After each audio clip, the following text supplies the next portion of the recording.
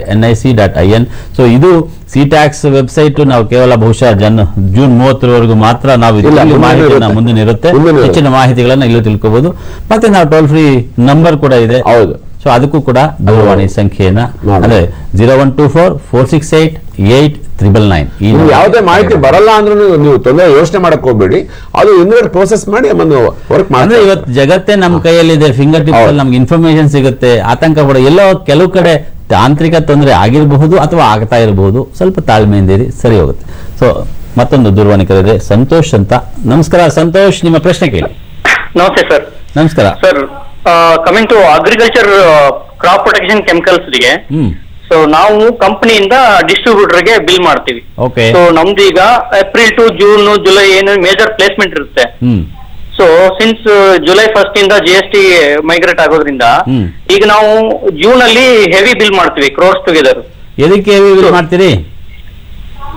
ಏನಾಗುತ್ತೆ ಸರ್, ಅವ್ರಿಗೆ ಅವಾಗ ಡಿಸ್ಕೌಂಟ್ ಸೇಲ್ ನಡೀತಾ ಇರುತ್ತೆ. ಓಕೆ. ಹಂಗಾಗಿ ಕಸ್ಟಮರ್ಸ್ ಕೂಡ ಅವಾಗಲೇ ಬಿಲ್ ಮಾಡಿಸ್ಕೊತಾರೆ. ಆಮೇಲೆ ಏನಾಗುತ್ತೆ, ರೈತರಿಗೆ ನಾವು ಕರೆಕ್ಟ್ ಟೈಮ್ಗೆ ಸಪ್ಲೈ ಕೊಡ್ಲಿಕ್ಕೆ ಈಗೇನು ಅಡ್ವಾನ್ಸ್ ಪ್ಲೇಸ್ಮೆಂಟ್ ಮಾಡ್ತೀವಿ. ಸೊ ಇನ್ ಟೈಮ್ ರೇನ್ ಆಗ್ಲಿಕ್ಕೆ. ಸೊ ಅವಾಗ ಏನಾಗುತ್ತೆ, ಈ ಸ್ಟಾಕ್ ಅನ್ನ GST ಮೈಗ್ರೇಟ್ ಮಾಡ್ಲಿಕ್ಕೆ ಅದು ಯಾವ ತರ ಪ್ರೊಸೆಸ್ ಇರುತ್ತೆ ಸರ್? ಇದು ಸ್ಥಿತ್ಯಂತರ ಕ್ರಮ ಅಂದ್ರೆ ಸ್ಟಾಕ್ ಅಂತಲ್ಲ, ಎಲ್ಲಾ ಸ್ಟಾಕ್, ಯಾವ ಸ್ಟಾಕ್ ಆಗ್ಲಿ, ನೀವು ಸೆಂಟ್ರಲ್ ಎಕ್ಸೈಸ್ ಅಲ್ಲಿ ಇರಬಹುದು, ನಮ್ಮಲ್ಲಿ ಇರಬಹುದು, ಯಾವುದೇ ಇರಬಹುದು, ಯಾವುದೇ ತೆರಿಗೆ ನೀವು ಆಲ್ರೆಡಿ ಆ ಇನ್ವಾಯ್ಸ್ ಮೇಲೆ ಸಂಗ್ರಹಣೆ ಆಗಿದ್ದಲ್ಲಿ ಆ ಒಂದು ನಿಮ್ ಸ್ಟಾಕ್ ಅಲ್ಲಿ ನೀವು ರಿಟರ್ನ್ಸ್ ನೀವು ಫೈಲ್ ಮಾಡಬೇಕು. ದ ಲಾಸ್ಟ್ ರಿಟರ್ನ್ ಏನ್ ಫೈಲ್ ಮಾಡ್ತೀರಾ, ಈ ಜೂನ್ ರಿಟರ್ನ್ ಏನ್ ಫೈಲ್ ಮಾಡ್ತೀರಾ ಅದ್ರಲ್ಲಿ ನೀವು ತೋರಿಸ್ಕೊಂಡಿರ್ಬೇಕು ಕರೆಕ್ಟ್ ಆಗಿ. ಆಮೇಲೆ ಅದಕ್ಕೆ ನಿಮ್ಮಲ್ಲಿ ಇನ್ವಾಯ್ಸಸ್ ಇರಬೇಕು, ಆ ಸ್ಟಾಕ್ ಅಲ್ಲಿ ಇನ್ವಾಯ್ಸಸ್ ಇರಬೇಕು.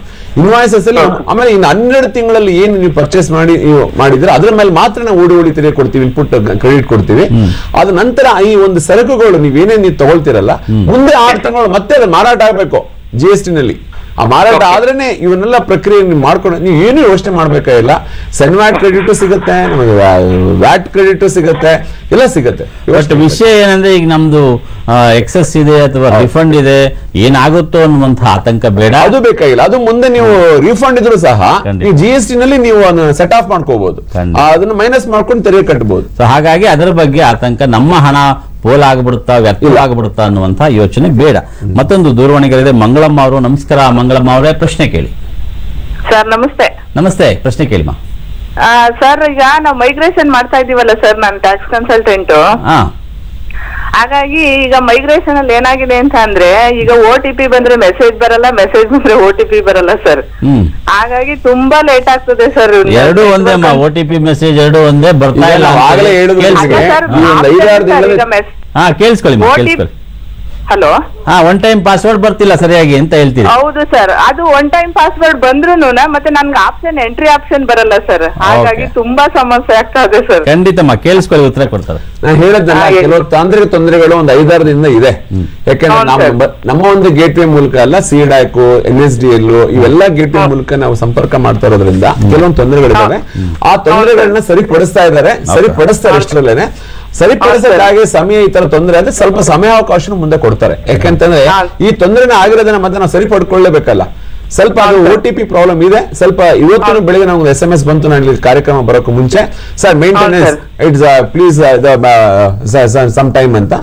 ಸ್ವಲ್ಪ ಸಮಯ ಕಾಯಿರಿ, ಸರಿ ಹೋಗುತ್ತೆ, ತೊಂದರೆ ಇಲ್ಲ. ಸೊ ಒಂದು ವಿಚಾರವನ್ನ ಗಮನಿಸಬೇಕಾಗತ್ತೆ. ಯಾಕಂದ್ರೆ ಇದರ OTP ಬಂದಾಗ ಟೈಮ್ ಔಟ್ ಆಗಿರಬಹುದು, ಅಥವಾ EBC ಬಂದಾಗ ಟೈಮ್ ಔಟ್ ಆಗಿರಬಹುದು, ಅದು ಡಿಜಿಟಲ್ ಸಿಗ್ನೇಚರ್ ಅಡಿಷನ್ ಮಾಡ್ಲಿಕ್ಕೆ, ರಿಜಿಸ್ಟರ್ ಮಾಡ್ಲಿಕ್ಕೆ ಆಗದೇ ಇರಬಹುದು, ರಿಜಿಸ್ಟರ್ ಮಾಡಿದ್ರು ಸಬ್ಮಿಷನ್ ತಗೊಳ್ಳದೇ ಇರಬಹುದು. ಈ ತರ ಸಾಕಷ್ಟು ಸಮಸ್ಯೆಗಳಿದ್ದಾವೆ. ಸ್ವಲ್ಪ ದಿನ, ಬಹುಶಃ 1-2 ದಿನದಲ್ಲಿ ಅದು ಸರಿ ಹೋಗುವಂತ ಸಾಧ್ಯತೆಗಳು ಖಂಡಿತ ಇದೆ.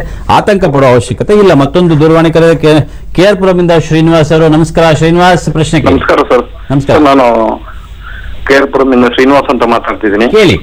ಈ GST ಆಗ್ಲಿ, ವ್ಯಾಟ್ ಆಗ್ಲಿ, ಅಥವಾ ಹಿಂದಿನ ಸೇಲ್ ಟ್ಯಾಕ್ಸ್ ಎಲ್ಲ ಇಂಪ್ಲಿಮೆಂಟ್ ಆಗಿದ್ದು ಬಾರಿ ಕಮ್ಮಿ ಅಲ್ಲ ಸರ್ ಪರ್ಸೆಂಟೇಜ್. ಕೆಲವರು ಮಾತ್ರ ಟ್ಯಾಕ್ಸ್ ಗಳನ್ನ ಕಟ್ತಾ ಇದ್ರು. ಈಗ ಇಷ್ಟೆಲ್ಲ ಮಾಡ್ತದೆ ಗವರ್ಮೆಂಟ್. ಅಧಿಕಾರಿಗಳು ಮತ್ತೆ ಟ್ಯಾಕ್ಸ್ ಕೊಡೋರು ಎಲ್ಲಿ ತಪ್ಪಿದಾಗ ಅವ್ರಿಗೆ ಏನು ಶಿಕ್ಷೆ ಕೊಡ್ಬೋದು, ಅಥವಾ ಏನ್ ಪನಿಷ್ಮೆಂಟ್ ಮಾಡಿದಾಗ ಅದು ರಿಯಲ್ ಯಾರು ಕನ್ಸಲ್ಟ್ ಮಾಡ್ತಾನೆ ಅವನಿಗೆ ಅನುಕೂಲ ಆಗತ್ತಲ್ಲ, ಮತ್ತೆ ರೇಟು ಕಮ್ಮಿ ಆಗತ್ತಲ್ಲ ಅಂತ ಹೇಳಿ ಇದಕ್ಕೆ ಏನ್ ಮಾಡ್ತಾರೆ ಅಧಿಕಾರಿಗಳು? ಆ ಏರಿಯಾದ ಅಧಿಕಾರಿಗಳನ್ನೇ ಹೊಣೆ ಮಾಡ್ತಾರೋ, ಇಲ್ಲ ಏರಿಯಾದಲ್ಲಿ ಯಾರು ಟ್ಯಾಕ್ಸ್ ಕಟ್ಟಬೇಕು ಅವ್ರನ್ನ ಹೊಣೆ ಮಾಡ್ಕೊಂಡು ಏನೋ ಒಂದು ಸ್ಟ್ರಿಕ್ಟ್ ಆಗಿ ಮಾಡಿದ್ರೆ ಅಂದ್ರೆ ಈಗ ನೀವು ದಂಡ ಪ್ರಕ್ರಿಯೆ ಬಗ್ಗೆ ಕೇಳ್ತಿದ್ದೀರಾ ಅಥವಾ ಅಧಿಕಾರಿಗಳ ಜವಾಬ್ದಾರಿ ಬಗ್ಗೆ? ಎರಡೂ ಕಡೆಯಿಂದ ಅಲ್ಲ, ಇವ್ರ ಪ್ರಶ್ನೆ ಏನಂದ್ರೆ ಎಷ್ಟೋ ವರ್ತಕರಾಗ್ಲಿ, ಎಷ್ಟೋ ಭಾಗಿದಾರರಾಗ್ಲಿ, ಸ್ಟೇಕ್ ಹೋಲ್ಡರ್ಸ್ ಎಷ್ಟು ಟ್ಯಾಕ್ಸ್ ಕಟ್ತಾ ಇಲ್ಲ, ರಿಜಿಸ್ಟ್ರೇಷನ್ ತಗೋತಾ ಇಲ್ಲ. ಇದಕ್ಕೆ ಆ ಒಂದು ಹೊಣೆಗಾರನ ಮಾಡಿ ನಿಮ್ಗೆ ಆ ರೀತಿ ಯಾವ್ದು ಮಾಹಿತಿ ಇದ್ದಲ್ಲಿ ನೀವು ನಮ್ಮನ್ನ ಸಂಪರ್ಕ ಮಾಡಿ ನಮಗೆ ಕೊಡಬಹುದು. ನೀವು ಹೇಳ್ಬಹುದು, ಇವಾಗ ನಾವಿರೋದು 800 ಜನ ಇಡೀ ಅಧಿಕಾರಿ ಸಮೂಹ. ಆಮೇಲೆ ಇಡೀ ನಮ್ಮ ರಾಜ್ಯದ 8 ಕೋಟಿ ಜನ ಇದ್ದಾರೆ. ವರ್ತಕರ ಲೆಕ್ಕ 5.5 ಲಕ್ಷ ಜನ ಇದ್ದಾರೆ. ನೀವು ಹೇಳೋದು ಎಲ್ಲಾ ವರ್ತಕರನ್ನು 5.5 ಲಕ್ಷ ಜನಕ್ಕೂ ನಾವು ಮಾನಿಟರ್ ಮಾಡಿ ಇನ್ನೊಂದು 5 ಲಕ್ಷ ಜನ ನೀವು ವರ್ತಕರು ನೀವು ರಿಜಿಸ್ಟ್ರೇಷನ್ ತಗೊಂಡಿಲ್ಲ ಸರ್, ನೀವು ನೋಡ್ಕೊಳ್ಳಿ. ಜವಾಬ್ದಾರಿ ನಮ್ಮಲ್ಲೇ ಅಷ್ಟೇ ಅಲ್ಲ ಸರ್, ನೀವು ಜನಸಾಮಾನ್ಯನಿಗೂ ಜವಾಬ್ದಾರಿ ಇದೆ. ಜನಸಾಮಾನ್ಯ ತೆರಿಗೆ ಕಟ್ಟುತ್ತೆ, ನಾವು ತೆರಿಗೆ ಅದನ್ನ ಅವ್ನು ಕಲೆಕ್ಟ್ ಮಾಡಿ ನಾವು ಸರ್ಕಾರಿ ಕಟ್ಟಕ್ಕೆ ಸಾಧ್ಯ ಆಗುತ್ತೆ. ಹಾಗಾಗಿ ಎಲ್ಲರೂ ಇದೊಂದರ ಜನಾಂದೋಲನ ಆಗ್ಬೇಕಾಗತ್ತೆ. ಈಗ ಎಲ್ಲರೂ ಅದನ್ನ ಕೈ ಜೋಡಿಸ್ಬೇಕಾಗುತ್ತೆ. ಸೇಮ್ ಟೈಮ್ ಅಲ್ಲಿ ಈಗ ಆಲ್ರೆಡಿ ನಿಮ್ಗೆ ಗೊತ್ತಿರೋ ಹಾಗೆ ಅದಕ್ಕೋಸ್ಕರ ಜಾಗೃತ ದಳ ಇದೆ, ಅವರು ಕೂಡ ಅವ್ರ ಪಾಡಿಗೆ ಅವ್ರ ಕೆಲಸ ಮಾಡ್ತಾರೆ. ಆದ್ರೆ ಎಲ್ಲವನ್ನ ದಂಡಂ ದಶಗುಣಂ ಅಂತ ನಾವು ಕೋಲಿಟ್ಕೊಂಡು ಮಾಡಕ್ಕಾಗಲ್ಲ. ನಮಗೂ ಜವಾಬ್ದಾರಿ, ಒಬ್ಬ ಏನು ಪ್ರಜ್ಞಾವಂತ ನಾಗರಿಕನಾಗಿ ನನ್ನ ಜವಾಬ್ದಾರಿ ಏನು ಅನ್ನುವಂಥ ಮನಸ್ಥಿತಿ ಮತ್ತೆ ಅಪ್ರಜ್ಞೆ ನಮಗಿದ್ರೆ ಖಂಡಿತ ಇದು ಅವಾಯ್ಡ್ ಆಗತ್ತೆ, ಕಡಿಮೆ ಆಗತ್ತೆ. ಖಂಡಿತ. ಒಂದು ದೂರವಾಣಿ ಕರೆ ಇದೆ. ಹಲೋ ಲಿಂಗರಾಜ್ ಅವರೇ, ಪ್ರಶ್ನೆ ಕೇಳ್ರಿ. Hello sir. ಹಾ ಕೇಳ್ರಿ, ಪ್ರಶ್ನೆ ಕೇಳಿ ಸರ್. ಒಂದು ಟ್ರ್ಯಾಕ್ಟರ್ ತಗೋಬೇಕಲ್ಲ, ಯಂತ್ರೋಪಕರಣ. ಏನ್ರಿ? ಟ್ರ್ಯಾಕ್ಟರ್ ತಗೋಬೇಕಲ್ಲ, ಟ್ರ್ಯಾಕ್ಟರ್ ಅದಕ್ಕೆ GST ಜಾಸ್ತಿ ಟ್ಯಾಕ್ಸ್ ಬರುತ್ತೆ. ಅದಕ್ಕೆ ಟ್ರ್ಯಾಕ್ಟರ್ ತಗೊಳಕ್ ಹೊಂಟಿರೇನು? ಕೇಳಿಸ್ಕೊಡಿ, ಉತ್ತರ ಕೊಡ್ತಾರೆ, ಕೇಳಿಸ್ಕೊಡಿ. ಜಾಸ್ತಿ ಆಗಿದೆ, ಟ್ರ್ಯಾಕ್ಟರ್ ತಗೊಳಕ್ ಹೊರಟಿದ್ದಾರೆ. ನನ್ ಸದ್ಯಕ್ಕೆ ಟ್ರ್ಯಾಕ್ಟರ್ ಅಗ್ರಿಕಲ್ಚರ್ ಮೆಷಿನರಿ ಬಗ್ಗೆ ಅದೊಂದು ನೆಟ್ ಟ್ಯಾಕ್ಸ್ ಗೊತ್ತಿಲ್ಲ, ಬಟ್ ಟ್ಯಾಕ್ಸ್ ಇದ್ರೆ ಜಾಸ್ತಿ ಆಗಿರ್ಬೋದೇನೋ. ಬಟ್ ಜೊತೆಗೆ ಹೇಳಿದ್ನಲ್ಲ, ಮತ್ತೆ ಪರೋಕ್ಷವಾಗಿ ಹಿಂದೆ ನೀವು ಎಕ್ಸೈಸ್ ಡ್ಯೂಟಿ ಏನ್ ಕಟ್ತಾ ಇದ್ರಲ್ಲ, ಅದು ನಿಮ್ಗೆ ಮತ್ತೆ ಕಂಡಿರೋದಿಲ್ಲ. ಹಾಗಾಗಿ ನಿಮ್ಗೆ ಹಂಗನ್ಸುತ್ತೆ ನಾವು ಜಾಸ್ತಿ ಕಟ್ತಾ ಇದೀವೇನೋ ಅಂತ. ಅದನ್ನ ಗಮನಿಸಲ್ರಿ. ಬೇಕಾದ್ರೆ ನಿಮ್ಮ ವರ್ತಕರಲ್ಲಿ ಕೇಳಿದ್ರೆ ಅವ್ನು ಹೇಳ್ತಾನೆ ಎಷ್ಟು ತೆರಿಗೆ ಇತ್ತು ಮುಂಚೆ ಇತ್ತು ಅಂತ. ಸೊ ಇವತ್ತೇ ಹೋಗಿ ನೀವು ಹಳೆ ರೇಟ್ ಆಫ್ ಟ್ಯಾಕ್ಸ್ ಏನಿತ್ತು ಅಥವಾ ಏನು ಈಗ ಏನು ನಾವು ನೋಡ್ತಾ ಇರ್ತಕ್ಕಂಥ ರೇಟ್ ಆಫ್ ಟ್ಯಾಕ್ಸ್ GST ಏನಿದೆ, ಸೊ ಅದನ್ನು ಸ್ವಲ್ಪ ಕಂಪೇರ್ ಮಾಡಿಕೊಂಡ್ರೆ ನಿಮಗೆ ಮಾಹಿತಿ ಗೊತ್ತಾಗುತ್ತೆ. ಧನ್ಯವಾದ ನಿಮ್ಮ ಪ್ರಶ್ನೆಗೆ. ಇದರ ಜೊತೆಗೆ ಇಮಿಗ್ರೇಷನ್ ಪ್ರೊಸೆಸ್ ಅಥವಾ ಟೆಕ್ನಿಕಲ್ ಪ್ರಾಬ್ಲಮ್ ಇದನ್ನ ಹೊರತುಪಡಿಸಿ GST ಬಗ್ಗೆ ನನಗೆ ಮಾಹಿತಿ ಬೇಕು, ಇಲಾಖೆ ಏನಾದ್ರೂ ತರಬೇತಿಗಳು ಕೊಡುತ್ತಾ, ಟ್ರೈನಿಂಗ್ ಪ್ರೋಗ್ರಾಮ್ ಸೆಷನ್ಸ್ ಮಾಡುತ್ತಾ ಅಂತ ಅಂದ್ಕೊಳ್ಳುವಂಥವ್ರು, ಅಥವಾ ನಾನು ಗುಲ್ಬರ್ಗದ ಮೂಲದಲ್ಲಿ ಇದ್ದೀನಿ ನನಗೆ ಸಿಗುತ್ತಾ ಮಾಹಿತಿ ಅನ್ನುವಂಥವ್ರಿಗೆ ಏನ್ ಹೇಳ್ತೀವಿ? ಒಳ್ಳೆ ಪ್ರಶ್ನೆ ಕೇಳಿದ್ದೀರಾ. ನೀವು ಮುಕ್ತವಾಗಿ ಯಾವ ಅಧಿಕಾರಿನ ಬೇಕಾದ್ರೂ ಕಾಂಟ್ಯಾಕ್ಟ್ ಮಾಡಬಹುದು. ನಮ್ಮಲ್ಲಿ ಇವತ್ತು ಬಿಲ್ ಕಲೆಕ್ಟರ್ ಅವ್ರಿಗೂ ನಾವು ಟ್ರೈನಿಂಗ್ ಕೊಟ್ಟಿದ್ದೀವಿ. ಅವನು GST ಬಗ್ಗೆ ಏನು ಅನ್ನೋದು ಗೊತ್ತಿದೆ. ಯಾಕೆ ಅಂತ ಯಾವುದೇ ನೀವು 13 ನಮ್ಮ ವಿಭಾಗಗಳಿದಾವೆ. ಆಮೇಲೆ ಸೇವೆ ಮತ್ತು ಸುಂಕ ಆ ಒಂದು ವಿಭಾಗಗಳಿದಾವೆ ಕೇಂದ್ರ. ಯಾವುದೇ ನೀವು ಕಚೇರಿಗೆ ಹೋಗಿ ಯಾವುದೇ ಮಾಹಿತಿ ಕೇಳಿದ್ರು ಕೊಡ್ತಾರೆ. ಆಮೇಲೆ ಎಲ್ಲಾ ಅಧಿಕಾರಿಗಳಿಗೂ ಒಂದು ರೌಂಡ್ ಟ್ರೈನಿಂಗ್ ಆಗಿದೆ. ಅಧಿಕಾರಿಗಳಿಗೆ 5 ದಿನದ ಮಟ್ಟಿಗೆ ಟ್ರೈನಿಂಗ್ ಆಗಿದೆ. ಆಮೇಲೆ ಸಿಬ್ಬಂದಿಯವರಿಗೆ 3 ದಿನದ ಮಟ್ಟಿಗೆ ಟ್ರೈನಿಂಗ್ ಆಗಿದೆ. ಮುಂದೆ ನಮ್ಮನ್ನೇ R1 R2 ಬರುವಂತದನ್ನ ರಿಟರ್ನ್ ಪ್ರೊಸೆಸಿಂಗ್ ಮಾಡೋದು ಆಲ್ರೆಡಿ 1 ದಿನದ ತರಬೇತಿನ ಕೊಟ್ಟಾಗಿದೆ. ಎಲ್ಲರನ್ನೂ ಒಂಥರ ಸನ್ನದ್ಧರಾಗಿದೆ. ನಾವು ಕಾಯ್ತಾ ಇದ್ದೀವಿ ಯಾವತ್ತಪ್ಪ ಬರುತ್ತೆ GST. ಆ ಒಂದು ಹಬ್ಬದ ವಾತಾವರಣದಲ್ಲಿ ಇದೀವಿ ಅಂತ ಹೇಳಲಿಕ್ಕೆ ನಾವು ಇಚ್ಛೆ ಪಡ್ತೀವಿ. ನೀವು ಯಾವುದೇ ಬಂದು ಯಾವುದೇ ಅಧಿಕಾರಿಗೆ ಬಂದು ನೀವು ಕೇಳಬಹುದು. ಅಂದ್ರೆ GSTಗೆ ಬೇಕಾದಂತಹ ಮೂಲಭೂತ ಜ್ಞಾನವನ್ನ ಪಡೆದುಕೊಳ್ಳುವಲ್ಲಿ ಇಲಾಖೆಯ ಅಧಿಕಾರಿಗಳು, ಸಿಬ್ಬಂದಿ ವರ್ಗ ಸನ್ನದ್ಧರಾಗಿದ್ದಾರೆ. ಅಧಿಕಾರಿಗಳಂತೂ ಬೇರೆ ಬೇರೆ ಕಡೆ ವಿಶೇಷ ತರಬೇತಿಗಳ ಕೊಡೋದ್ರಲ್ಲೂ ಕೂಡ ಆಲ್ರೆಡಿ ಬ್ಯುಸಿ ಆಗಿದ್ದಾರೆ. ಮತ್ತೆ ದೂರವಾಣಿ ಕಲೆಯ ಮೂಲಕ ಇರೋದು, ಅದು ನಿಮ್ಮ ಲೋಕಲ್ ವ್ಯಾಟ್ ಆಫೀಸ್ ಇರಬಹುದು, ಅಥವಾ CBEC ಇಲಾಖೆ ಇರಬಹುದು, ಅಥವಾ GST ವೆಬ್ಸೈಟ್ ಅಥವಾ ಪೋರ್ಟಲ್. ಅದಕ್ಕೂ ಇವತ್ತಿನ ದಿನದ ಲೆಕ್ಕ ಹಾಕೊಳ್ಳಿ. ಬೆಳಿಗ್ಗೆ ನಾನು 8 ರಿಂದ 9 ನಾನು ಕಾರ್ಯಕ್ರಮ ನಡೆಸ್ಕೊಡ್ತಾ ಇದ್ದೀನಿ. ನಂತರ ಈಗ FKC ನಾವು ಇಬ್ಬರು ಸಹ ಅಲ್ಲಿ ಹೋಗ್ತಾ ಇದ್ದೀವಿ. ಒಂದು ದಿನದ ಕಾರ್ಯಾಗಾರ ಎಲ್ಲಾ ಪ್ರಾಕ್ಟೀಷನರ್ಸ್ಗೂ ಇದೆ. ಸಂಜೆ ಒಂದು 200 ಜನ ಒಂದು ಪ್ಲೈವುಡ್ ಡೀಲರ್ಸ್ ಬಗ್ಗೆ ನಾವು ಮಾತಾಡ್ತೀವಿ. ದಿನನಿತ್ಯ ನಾನಲ್ಲ ಇನ್ನೊಬ್ಬ ಯಾರೊಬ್ಬ ಅಧಿಕಾರಿಗಳು ಪಾಠ ಮಾಡ್ತಾನೆ ಇದೀವಿ, ಅವೇರ್ನೆಸ್ ಕ್ರಿಯೇಟ್ ಮಾಡ್ತಾನೆ ಇದೀವಿ. ಆಮೇಲೆ ಮೊನ್ನೆ ಚೌಡೆ ಮೇಲೆ 1,000 ಜನ ನೆರೆದಿದ್ರು. ಮೊನ್ನೆ ನಮ್ಮ ರಾಜಸ್ವ ಕಾರ್ಯದರ್ಶಿಗಳು ಬಂದಾಗ ಟೌನ್ ಹಾಲ್ ಮೀಟಿಂಗ್ ಅಲ್ಲಿ 1 ಜನ.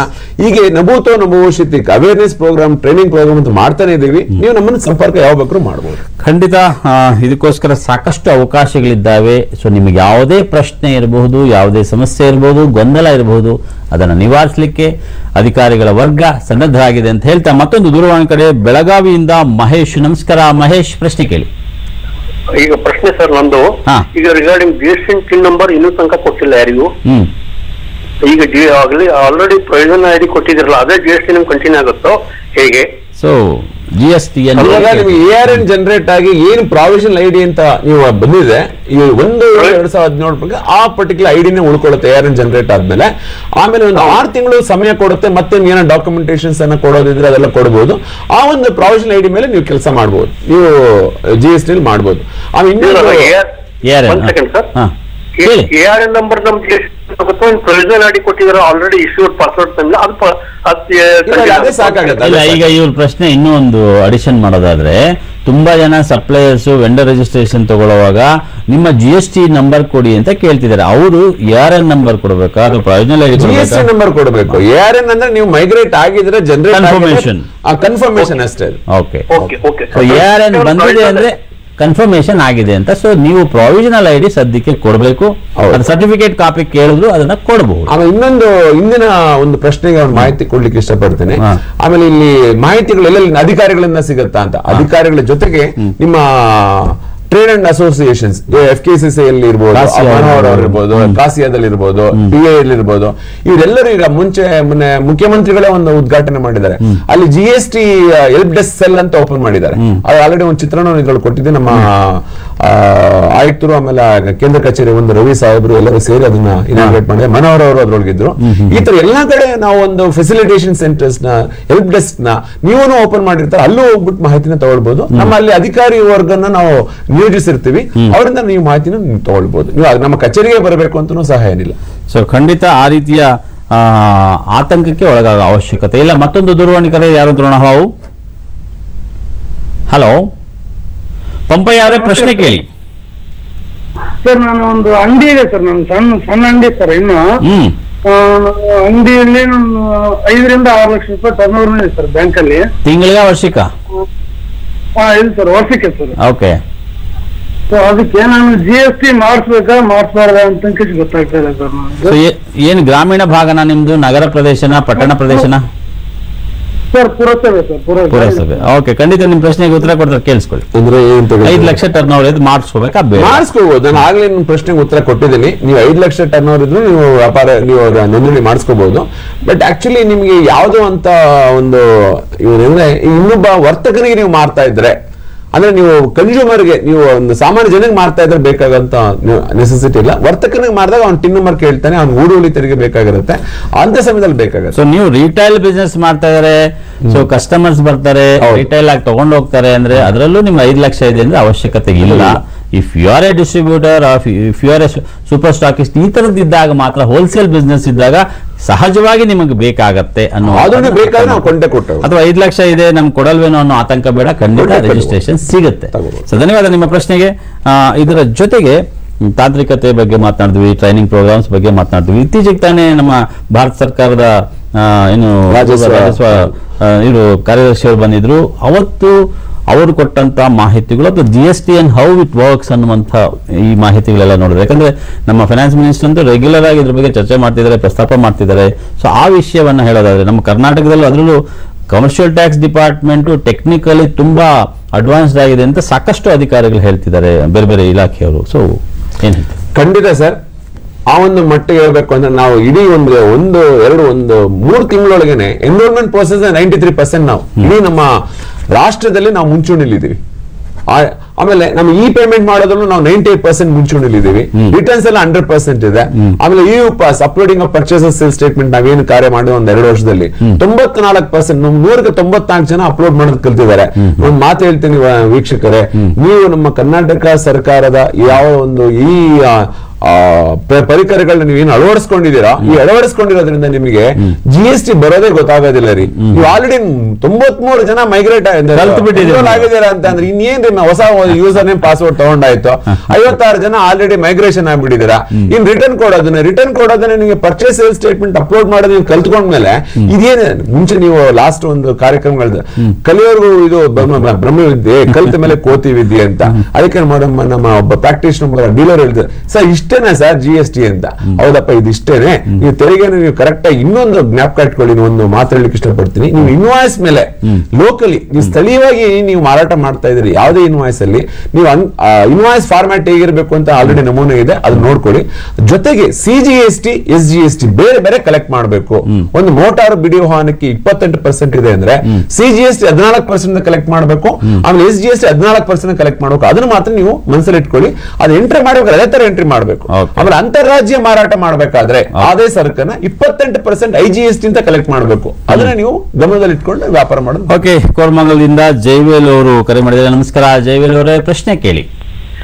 ಸರ್ ನಮಸ್ಕಾರ, ನನ್ನ ಹೆಸರು ಜಯವೇಲ್ ಅಂತ. ನಾನು ಸೂಪರ್ ಮಾರ್ಕೆಟ್ ನಡೆಸ್ತಾ ಇದ್ದೀನಿ. ಓಕೆ ಸರ್, ನನ್ನ ಒಂದು ಮಾರ್ಕೆಟ್ ನಲ್ಲಿ ಏನು ರೆಗ್ಯುಲರ್ ಆಗಿ ಅರೌಂಡ್ 1 crore ಅಷ್ಟು ಸ್ಟಾಕ್ ಇರುತ್ತೆ, ರನ್ನಿಂಗ್ ಅಲ್ಲಿ ಇರುತ್ತೆ. ಓಕೆ, ಸುಮಾರು ಮೀನ್ಸ್ ಐಟಮ್ಸ್ ಅಂದ್ರೆ ಲಕ್ಷಾಂತರ ಐಟಮ್ಸ್ ಇರುತ್ತೆ. ಓಕೆ, ಸೊ ಈಚ್ ಐಟಮ್ಗೆ ನಮ್ಮ ವ್ಯಾಟ್ ಅಲ್ಲಿ ರೇಟ್ ಆಫ್ ಟ್ಯಾಕ್ಸ್ ಅನ್ನೋದು ಆಲ್ರೆಡಿ ಫಿಕ್ಸ್ ಆಗುತ್ತೆ, ಎಲ್ಲ ಅವೇರ್ ಆಗಿದ್ವಿ. ಓಕೆ, ಈಗ GST ಬಂದಾಗ ನಾವು ಯಾವ ರೀತಿ ಅದಕ್ಕೆಲ್ಲ ರೇಟ್ ಆಫ್ ಟ್ಯಾಕ್ಸ್ ನ ಫಿಕ್ಸ್ ಮಾಡ್ಬೇಕು, ಅಥವಾ ನಾವು ಮೋಸ್ಟ್ ಆಫ್ ದಿ ಪ್ರಾಡಕ್ಟ್ಸ್ ಏನಾಗಿರುತ್ತೆ ಅಂದ್ರೆ MRP ಮೇಲೆನೆ ಸೇಲ್ ಮಾಡ್ತಾ ಇದೀವಿ.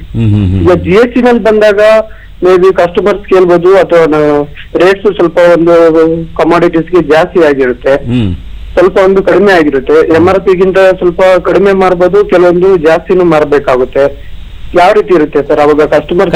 ನಿಮ್ಮ ಪ್ರಶ್ನೆಗೆ ಉತ್ತರ ಸಿಗುತ್ತೆ. ಈಗ ನಿಮ್ಮ ಇನ್ನೊಂದು ಇದರಲ್ಲಿ 2 ಪ್ರಶ್ನೆ ಒಂದು ಕೊಡ್ಬೇಕು ಅಂದ್ರೆ, ನಿಮ್ಗೆ ಏನು ಸ್ಟಾಕ್ ಇದೆ ಅದ್ರ ಮೇಲೆ ನಿಮಗೆ ಓಡಿ ಇನ್ಪುಟ್ ಟ್ಯಾಕ್ಸ್ ಬರೋದು, ಟ್ಯಾಕ್ಸ್ ರೇಟ್ ಬರೋದು ಅದು ನಿಮ್ಗೆ ಬರುತ್ತೆ. ಅದನ್ನ ನೀವು ನಮ್ಮಲ್ಲಿ ಕರೆಕ್ಟ್ ಆಗಿ ಫಿಲ್ಅಪ್ ಮಾಡಬೇಕು. 90 ದಿನಗಳ ಕಾಲ ಸಮಯ ಬರ್ತೇನೆ. ಮುಂದೆ ಯಾವ ತೆರಿಗೆಗಳು ನೀವು ಇದ್ರ ಮೇಲೆ ಹಾಕೋಬೇಕು? ಇದು ಆಲ್ರೆಡಿ 1211 ಕಮಾಡಿಟಿ ಮೇಲೆ, ಸರಕುಗಳ ಮೇಲೆ ಏನೇನು ತೆರಿಗೆಗಳಿದೆ ಅಂತ ನಾವು ಪರಿಷ್ಕೃತವಾಗಿ ಕೊಟ್ಟಾಗಿದೆ. ಅದು ವೆಬ್ಸೈಟ್ ಅಲ್ಲಿ ಸಿಗುತ್ತೆ, ನೀವು ಡೌನ್ಲೋಡ್ ಮಾಡ್ಕೊಳ್ಳಿ. ನೀವು ಅದನ್ನೇ ನಮ್ಮಲ್ಲಿ ಯಾರೋ ಬಂದು ಕೇಳಬಹುದು, ಅಥವಾ ನೀವೇ ಡೌನ್ಲೋಡ್ ಮಾಡ್ಕೊಂಡು ಸರಿ ಸರ್ಚ್ ಹಾಕ್ಬಿಟ್ರೆ ಸರ್ ಪಲ್ಸಸ್ ಅಂತ ಹಾಕಿದ್ರೆ ಕೊಟ್ಬಿಡುತ್ತೆ. ಆಮೇಲೆ ಪ್ರೋಸೆಸ್ ಪಲ್ಸಸ್ ಅಂತ ಕೊಡುತ್ತೆ, ಕ್ಯಾಶ್ ಅಂದ್ರೆ ಕೊಡುತ್ತೆ. ಆತರ ಎಲ್ಲ ನೀವು ನಮೂನೆಗಳನ್ನ ಬರ್ಕೊಂಡ್ಬಿಟ್ಟು, ಈಗ ಒಂದು ಟ್ಯಾಕ್ಸ್ ಏನಿದೆ, ನಾಳೆ ಒಂದು ಟ್ಯಾಕ್ಸ್ ಒಂದ್ ಕಡೆ ಒಂದು ಕಾಲಮ್ ಬರ್ಕೊಂಡು ನೀವು ನಾಳೆ ಟ್ಯಾಕ್ಸ್ ಕಲೆಕ್ಟ್ ಮಾಡ್ಬೇಕಾದ್ರೆ ಯಾವ್ದ್ರೊಳಗೆ GST ಒಂದು ಪರ್ವದಲ್ಲಿ ನೀವು ಕಲೆಕ್ಟ್ ಮಾಡ್ಬೇಕು ಅಂದ್ರೆ ನೀವು ಬೇರೆ SGST ಬೇರೆ ಕಲೆಕ್ಟ್ ಮಾಡ್ಬೇಕು, CGST ಬೇರೆ ಕಲೆಕ್ಟ್ ಮಾಡ್ಬೇಕು. ಎಕ್ಸಾಂಪಲ್ ಹೇಳ್ತೀನಿ, ಕ್ಯಾಶಿಯೋ ಈಗ ಅಡಿಕೆಗೆ 5% ಇದೆ ಅನ್ಕೊಳ್ಳಿ, ಅಡಿಕೆಗೆ ಬೇಡ, ಬೇರೆ ಒಂದು 12 ಪ್ರೋಸೆಸ್ಡ್ ಪ್ರಾಡಕ್ಟ್, ಒಂದು ವೀಟ್ ಪ್ರೋಸೆಸ್ ಪ್ರಾಡಕ್ಟ್ 5% ಇದೆ. ನಾಳೆ ಅದನ್ನ ಕಲೆಕ್ಟ್ ಮಾಡ್ಬೇಕಾದ್ರೆ 2% CGST 2% SGST ಕಲೆಕ್ಟ್ ಮಾಡ್ಬೇಕು. ಅದನ್ನ ಜ್ಞಾಪಕ ಇಟ್ಕೊಳ್ಳಿ. ಅದು ಆಗ್ಲಿಲ್ಲ 3 ತೆರಿಗೆ ಬರೋದಿಲ್ಲ. ಸೊ ಈಗ 100 ರೂಪಾಯಿನ ಡಿವೈಡ್ ಮಾಡಿ ನೀವು ಅಂದ್ರೆ ಕಲೆಕ್ಟ್ ಮಾಡಿದಾಗ ಅಲ್ಲಿ ಕ್ಲಾರಿಟಿ ಇರಬೇಕು. ಮೊದಲ ತರ ಇನ್ಕ್ಲೂಸಿವ್ ಆಫ್ ಟ್ಯಾಕ್ಸಸ್ ಇರ್ಬೋದು, ಅಥವಾ ನಾನು ಹಳೆ ಬಿಲ್ಲಿಂಗ್ ಪ್ಯಾಟರ್ನ್ ಅಲ್ಲಿ ಮಾಡ್ತೀನಿ ಅನ್ನೋದು ಒಂದು. ಎರಡನೇದು, ನೀವು ಆಲ್ರೆಡಿ ಸೂಪರ್ ಮಾರ್ಕೆಟ್ ಇರೋದ್ರಿಂದ ಆಬ್ವಿಯಸ್ಲಿ ನಿಮ್ಮ ಹತ್ರ ಸಾಫ್ಟ್ವೇರ್ ಇರುತ್ತೆ. ಆ ಸಾಫ್ಟ್ವೇರ್ ಅಲ್ಲಿ ಯಾಕಂದ್ರೆ ಅದನ್ನ ಅಪ್ಗ್ರೇಡ್ ನಿಮ್ಮ ಸಾಫ್ಟ್ವೇರ್ ಕಂಪ್ನಿಯವರು ಅದನ್ನ ಅಪ್ಗ್ರೇಡ್ ಮಾಡಿರ್ತಾರೆ, ಅದನ್ನ ಹೆಚ್ಚು ತಲೆ ಕೆಡಿಸ್ಕೊಳ್ಳೋ ಅವಶ್ಯಕತೆ ಇಲ್ಲ. ಬಟ್ ನಿಮಗೆ ಅದರ ಬಗ್ಗೆ ಜ್ಞಾನ ಇರಬೇಕಾದ್ದು ಬಹಳ ಮುಖ್ಯ. ಸೊ ಒಂದು ದೂರವಾಣಿ ಕರೆ ಇದೆ ದಾವಣಗೆರೆಯಿಂದ. ಹಲೋ ರವೀಂದ್ರ ಅವರೇ, ಪ್ರಶ್ನೆ ಕೇಳಿ. ಸರ್, ಈಗ ನಾನು ರವೀಂದ್ರ ಅಂತ ಹೇಳಿ ದಾವಣಗೆರೆಯಿಂದ ಮಾತಾಡೋದು. ಈಗ ಕಂಪನಿಯಿಂದ ಇಂಟ್ರೆಸ್ಟ್ ರೇಟ್ ಟ್ರಾನ್ಸ್ಫರ್ ಆಗ್ಬೇಕಾದ್ರೆ ಈಗ ಬೈ ಚಾನ್ಸ್ ತಮಿಳ್ನಾಡಿಂದ ಕರ್ನಾಟಕಕ್ಕೆ ಟ್ರಾನ್ಸ್ಫರ್ ಆಗ್ತಾ ಇದೆ ಕಂಪನಿಯಿಂದ. ಟ್ರಾನ್ಸ್ಫರ್ ಮಾಡ್ಕೋಬೇಕಾದ್ರೆ ಫಸ್ಟ್ F-Form ಅಲ್ಲಿ ಟ್ರಾನ್ಸ್ಫರ್ ಮಾಡ್ಕೊಂತ ಇದ್ವಿ. ಈಗ ಯಾವ ತರ ಇದನ್ನ ಮಾಡ್ಕೊಂತದೆ ಸರ್? ನೀವು ಕಲ್ತ್ಕೊಳ್ತಾನೆ ಇದ್ದೀರಾ ಅಂತ ಅಂದ್ರೆ ಸಂತೋಷ ಆಗತ್ತೆ ಕೇಳಲಿಕ್ಕೆ. ನೋಡಿ ಯಜಮಾನ್ರೆ, ವ್ಯಾಟ್ ಅಲ್ಲಿ CST ಅಲ್ಲಿ ಏನೇನು ಫಾರ್ಮ್ ಇದ್ವಲ್ವಾ, ಈ C form, H form, F form, H ಇವ್ಯಾವೂ ಇರೋದಿಲ್ಲ. ಈ ಇಂಟ್ರೆಸ್ಟ್ ಕಂಪನಿ ಟ್ರಾನ್ಸ್ಫರ್ ಮಾಡ್ಬೇಕಾದ್ರೆ F-Form ಕೊಡ್ತಾ ಇದ್ರಿ, ಆಮೇಲೆ F-Form ಇರೋದಿಲ್ಲ. ಬಟ್ ಇಂಟರ್ ಕಂಪನಿ ಟ್ರಾನ್ಸ್ಫರ್ ಮಾಡ್ಬೇಕಾದ್ರೆ IGST ಕಲೆಕ್ಟ್ ಮಾಡಬೇಕು, ತೆರಿಗೆನ ಕಲೆಕ್ಟ್ ಮಾಡಬೇಕು. ಈ ತೆರಿಗೆ ಕಲೆಕ್ಟ್ ಮಾಡಿದ ನಮೂನೆನ ನಿಮ್ಮ ಬ್ರಾಂಚ್ ನವನು ಅಪ್ಲೋಡ್ ಮಾಡ್ತಾನೆ. ಅವೆರಡು ಮ್ಯಾಚ್ ಆದಾಗ ನಿಮಗೆ ಊಡೂಡಿ ತೆರಿಗೆ ಸಿಗುತ್ತೆ. ಇಲ್ಲಿ ತೆರಿಗೆನ ನೀವು IGST ಕಲೆಕ್ಟ್ ಮಾಡಬೇಕು. ಏನೇನು ಸರಕುಗಳಿಗೆ ಏನ್ ತೆರಿಗೆ ಇದೆ ಅದನ್ನ ಕಲೆಕ್ಟ್ ಮಾಡಬೇಕು. ಅಂದ್ರೆ ಸ್ಟ್ಯಾಟ್ಯುಟರಿ ಫಾರ್ಮ್ಸ್ ಬಗ್ಗೆ ನೀವು ಮರ್ತು ಬಿಡಿ. ಆದರೆ ಇರುವಂತಹ ಈಗಿನ ವ್ಯವಸ್ಥೆಯಲ್ಲಿ IGST ಕಲೆಕ್ಟ್ ಮಾಡಿ ಅದನ್ನ ಕಟ್ಟುವಂತಹ ವ್ಯವಸ್ಥೆ ಬಗ್ಗೆ ತಲೆ ಕೆಡಿಸ್ಕೊಳ್ಳಿ. ಸೊ ಧನ್ಯವಾದ ನಿಮ್ಮ ಪ್ರಶ್ನೆಗೆ. ಇದ್ರ ಜೊತೆಗೆ ಈ ಎಲ್ಲ ತಾಂತ್ರಿಕ ವಿಚಾರಗಳು ಅಥವಾ ಟ್ಯಾಕ್ಸ್ ಸ್ಟ್ರಕ್ಚರು, ಟ್ಯಾಕ್ಸ್ ರೇಟ್ಸು ಇವೆಲ್ಲವನ್ನ ಮಾತನಾಡಿದ ಮೇಲೆ ಮುಖ್ಯವಾಗಿ ಸೊ ಯಾರ್ಯಾರು ತೆರಿಗೆ ವ್ಯಾಪ್ತಿಗೆ ಒಳಪಡ್ತಾರೆ, ಅಥವಾ ಯಾರ್ಯಾರು ಮೈಗ್ರೇಟ್ ಆಗಿದ್ದಾರೆ, ಮೈಗ್ರೇಟ್ ಆಗದೇ ಇದ್ರೆ ಏನ್ ಸಮಸ್ಯೆ ಅನ್ನುವಂಥದ್ದು ಒಂದ್ ಕಡೆ ಚರ್ಚೆ ಆಗ್ತಾನೆ ಇದೆ. ನಿಜವಾಗ್ಲೂ ಜುಲೈ 1ನೇ ತಾರೀಕು ಬರುತ್ತಾ, ಬಹುಶಃ ಏನಾದ್ರು ಪೋಸ್ಟ್ಪೋನ್ ಆಗ್ಬೋದಾ, ವೇಟ್ ಮಾಡ್ಬೋದಾ ಅಂತ ಅಂದ್ಕೊಳ್ಳೋರ್ಗೆ ಏನ್ ಹೇಳ್ತೀವಿ? ನೀವು ಯಾವ್ದಕ್ಕೂ ವೇಟ್ ಮಾಡಕ್ ಹೋಗ್ಬೇಡಿ. ಒಂದೇ ನೋಡಿ, ಹೊಸ ಮನೆ ಅಂತೂ ಕಟ್ಟಿದ್ದೀವಿ, ಗೃಹ ಪ್ರವೇಶಕ್ಕೆ ಆಮಂತ್ರಣ ಕೊಟ್ಟಿದ್ದೀವಿ, ನೀವು ಬರ್ತೀರಾ ಬರಲ್ವೋ, ನಾವಂತೂ ಮನೆಗೆ ಒಳಗೋಗೋರೆ. ಸೊ 1/7/2017ಕ್ಕೆ ನೀವು ಸಿದ್ಧತೆ ಆಗಿ ನಾವು ಸನ್ನದ್ಧರಾಗಿದ್ದೀವಿ. ಏನು ತೊಂದರೆ ಇಲ್ಲ ರೀ, ತಲೆ ಕೆಡಿಸ್ಕೋಬೇಡಿ ಜಾಸ್ತಿ. ಈ ಮೈಗ್ರೇಷನ್ ಆಗಿಲ್ಲ ಅಂದ್ರೆ ಹೇಳದ್ನಲ್ಲ, ಆ ಜುಲೈನಲ್ಲಿ ಮತ್ತೆ ಆ ಪ್ರಕ್ರಿಯೆ ಶುರು ಆಗುತ್ತೆ, ಅವ್ ಮಾಡ್ಕೋಬಹುದು. ಆಲ್ರೆಡಿ ಇವಾಗ ಸರ್ಕಾರ ಅಥವಾ ಕೌನ್ಸಿಲ್ ಮುಂದೆ ಹೇಳ್ಬೋದು, ಈಗ ಪ್ರಾವಿಷನಲ್ ಐಡಿ ಜನರೇಟ್ ಆಗಿದೆಯೋ ಅದನ್ನೇ ಯೂಸ್ ಮಾಡ್ಕೊಂಡು ಮುಂದೆ ಮಾಡಿ ಅಂತ ಹೇಳ್ಬೋದು. ಅಂದ್ರೆ ಇದುವರೆಗೂ ಹೇಳ್ದೇ ಇರ್ಬೋದು. ಈಗ ತೊಂದರೆ ಬೇಡ. ವೀಕ್ಷಕರೇ, ಒಂದು ವಿಚಾರವನ್ನ ನಾವು ಗಮನಿಸಬೇಕಾಗತ್ತೆ. ಯಾವಾಗಲೂ ಅಷ್ಟೇ ಬದಲಾವಣೆ ಅಂತ ಬಂದಾಗ ಸ್ವಲ್ಪ ನಮ್ಮ ಮನಸ್ಸು ಕಸಿವಿಸಿ ಆಗತ್ತೆ, ಒಪ್ಕೊಳಕ್ ಹಿಂಜರಿಯುತ್ತೆ, ನಿಜವಾಗ್ಲೂ ನಮ್ಮ ಕೈಲಿ ಆಗತ್ತಾ ಅನ್ನೋ ಆತಂಕ ಆಗತ್ತೆ. ಅಥವಾ ನಾವು ಅಷ್ಟು ಅಡ್ವಾನ್ಸ್ಡ್ ಇಲ್ಲ, ಟೆಕ್ನಾಲಜಿ ನಮಗೆ ಗೊತ್ತಿಲ್ಲ, ಏನಾಗ್ಬಿಡುತ್ತೋ, ಏನು ವ್ಯತ್ಯಾಸ ಆಗುತ್ತೋ, ನಮ್ಮ ತಲೆ ಮೇಲೆ ಏನಾದ್ರು ಟ್ಯಾಕ್ಸ್ ಬಿದ್ದು ಬಿಡುತ್ತಾ ಅಂತ ಹೀಗೆ ಎಲ್ಲ ಯೋಚನೆ ಮಾಡ್ತೀವಿ. ಆದರೆ ಬದಲಾವಣೆಯನ್ನು ಅಪ್ಪಿಕೊಳ್ಳುವಂತಹ ಒಂದು ಮನಸ್ಥಿತಿಗೆ ನಾವು ಬಂದ್ಬಿಟ್ರೆ, ಹೌದು ನಾನು ಮಾಡಬಲ್ಲೆ, yes I can do it ಅನ್ನುವಂಥ ಮನಸ್ಥಿತಿ ಬಂದ್ಬಿಟ್ರೆ ಯಾವ ತಾಂತ್ರಿಕತೆಯೂ ನಮ್ಮನ್ನು ಅಲರ್ಸಕ್ಕಾಗಲ್ಲ, ಯಾವ ತಾಂತ್ರಿಕತೆ ಕೂಡ ನಮಗೆ ಭಯ ಬೀಳ್ಸಕ್ಕಾಗಲ್ಲ. ಖಂಡಿತ ನಾವು ಕಲಿಬಹುದು. GST ಅಥವಾ GST ಅನ್ನುವಂಥದ್ದು ವ್ಯಾಟ್ ನಂತರದ ಒಂದು ಪ್ರಕ್ರಿಯೆ, ದಟ್ಸ್ ಆಲ್ ಅನ್ನುವಂಥ ಮನಸ್ಥಿತಿ ಬೆಳೆಸ್ಕೊಳ್ಳೋಣ. ಬನ್ನಿ ಹಾಗಾದ್ರೆ GSTನ ವೆಲ್ಕಮ್ ಮಾಡ್ತಾ ನಮ್ಮ ದೇಶದ ಆರ್ಥಿಕ ಪ್ರಗತಿ ಮತ್ತಷ್ಟು ಉತ್ತುಂಗಕ್ಕೆ ಔನ್ನತ್ಯಕ್ಕೆ ಇರಲಿ ಅಂತ ಆಶಿಸ್ತಾ ನಾವೆಲ್ಲರೂ ಕೂಡ ಪ್ರಜ್ಞಾವಂತ ನಾಗರಿಕರಾಗಿ ಮತ್ತು ಜವಾಬ್ದಾರಿಯುತ ಪ್ರಜೆಗಳಾಗಿ ವರ್ತಿಸ್ತೇವೆ. ಸರ್ಕಾರದ ನೀತಿ ನಿಯಮಾವಳಿಗಳನ್ನು ನಾವು ಫಾಲೋ ಮಾಡ್ತೇವೆ ಅನ್ನುವಂಥ ಮನಸ್ಥಿತಿಯನ್ನು ಬೆಳೆಸ್ಕೊತಾ ಸಾಕಷ್ಟು ಮಾಹಿತಿಗಳನ್ನು ಕೊಟ್ಟಂತಹ ಡಾಕ್ಟರ್ BV ಮುರಳೀಕೃಷ್ಣ ಅವರಿಗೆ ತಮ್ಮೆಲ್ಲರ ಪರವಾಗಿ ಹಾಗೂ ದೂರದರ್ಶನ ಚಂದನ ವಾಹಿನಿ ಹೇಳಿ. ಬನ್ನಿ, ಕಟ್ಟುವ ಹೊಸ ನಾಡೊಂದನ್ನು ರಸ ಬೀಳೊಂದನ್ನು GST ಯನ್ನು. ಧನ್ಯವಾದಗಳು.